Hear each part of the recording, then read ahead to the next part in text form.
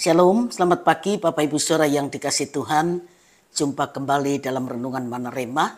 Kita akan mengawali dengan doa terlebih dahulu.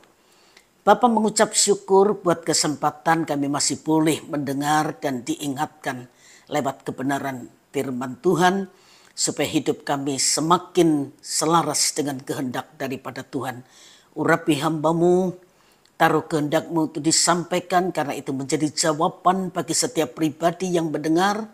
Dan urapi juga semua yang mendengar kebenaran ini. Roh Kudus menerjemahkan lebih dari yang hamba-Mu bisa sampaikan kepada semua yang mendengar kebenaran ini. Dan dalam nama Tuhan Yesus Kristus kami sudah berdoa. Haleluya. Amin. Bapak Ibu Saudara sekalian, pagi ini kita akan belajar sebuah kebenaran yang saya beri tema memiliki kepedulian. Ayatnya cukup panjang kita baca, tapi nanti saya akan sebutkan ayatnya saja ya, supaya tidak mengulangi lagi ya. Galatia pasal 6 ayat 1 sampai ayat yang ke-10 saya baca. Galatia 6 1 sampai 10.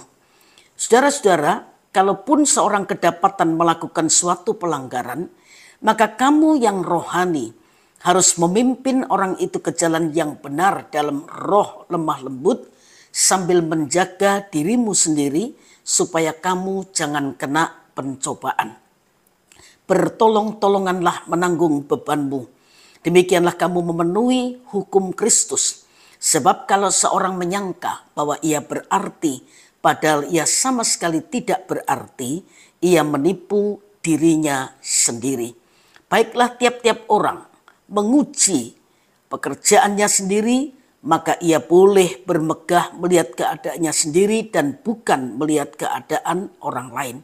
Sebab tiap-tiap orang akan memikul tanggungannya sendiri. Dan baiklah dia yang menerima pengajaran dalam firman membagi segala sesuatu yang ada padanya dengan orang yang memberikan pengajaran itu. 7. Jangan sesat. Allah tidak membiarkan dirinya dipermainkan.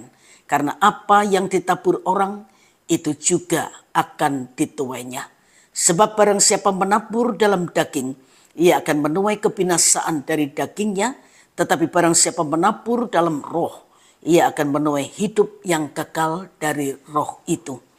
Janganlah kita jemu-jemu berbuat baik, karena apabila sudah datang waktunya, kita akan menuai jika kita tidak menjadi lemah. 10. Karena itu selama masih ada kesempatan bagi kita, marilah kita berbuat baik kepada semua orang, tetapi terutama kepada kawan-kawan kita seiman. Bapak Ibu Saudara yang dikasihi Tuhan, teguran Rasul Paulus yang keras terhadap penyimpangan yang terjadi di jemaat Galatia pasti akan menghasilkan respon yang beragam. Ada yang disadarkan akan kesalahannya, ada yang berduka cita dan bertobat. Ada pula kelompok yang tidak jatuh ke dalam kesalahan itu, tapi memakai surat atau teguran Paulus ini untuk menghakimi kelompok mereka yang sudah tersesat. Rasul Paulus tidak ingin ada orang yang bermegah atas kejatuhan orang lain. Justru orang yang tidak jatuh karena rohaninya kuat harus mampu menunjukkan sikap sebagai orang Kristen yang penuh kasih terhadap mereka yang jatuh. Sebab sikap itu adalah wujud kualitas kekristenan sejati. Yang pertama, ia tidak menghakimi saudara yang sedang jatuh, tapi ia akan mengampuni dan mengangkatnya. Ayat 1. Dan ini adalah sikap yang meneladani Kristus. 2. Ia menyadari dirinya juga lemah dan bisa jatuh, sehingga akan selalu berjaga-jaga agar tidak jatuh. Paulus juga mengingatkan jemaat Korintus dengan berkata, siapa menyangka dirinya teguh berdiri, hati-hati jangan sampai ia jatuh. Dengan kesadaran seperti itu terbangunlah sikap saling menolong di antara sesama anak Tuhan. Ayat yang kedua. Yang ketiga, ia tidak menilai diri dengan memakai standar manusia, melainkan standar firman Tuhan. Ayat 4-5.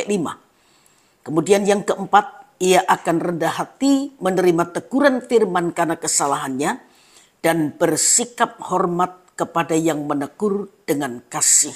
Ayat 6. Paulus juga terus mendorong supaya orang yang jatuh cepat bertobat karena Allah tidak dapat dipermainkan. Ayat 7-8. Akhirnya Paulus juga menasihati jemaat Galatia agar terus-menerus mewujudkan karakter ilahi mereka dengan perbuatan-perbuatan yang baik dan menjadi berkat. Ayat 9 sampai ayat yang ke-10. Gereja seharusnya menjadi wadah kasih persaudaraan yang diwujudkan.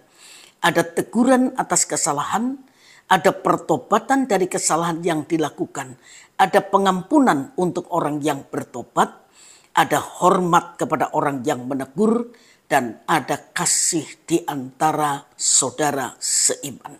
Semua itu harus dilandaskan atas dasar kasih Tuhan. Pagi ini mari kita jangan menunggu orang lain, tapi mari mulai dari diri kita sendiri terlebih dahulu. Karena orang yang suka menolong banyak orang akan berlimpah saudaranya. Tuhan memberkati Bapak Ibu saudara sekalian. Dan mari kita sama-sama berdoa. Bapa, bersyukur buat kebenaran firman-Mu yang masih terus mengingatkan kami, memperbaiki kekurangan kami, kelemahan kami, agar hidup kami sesuai dengan kehendak daripada Tuhan.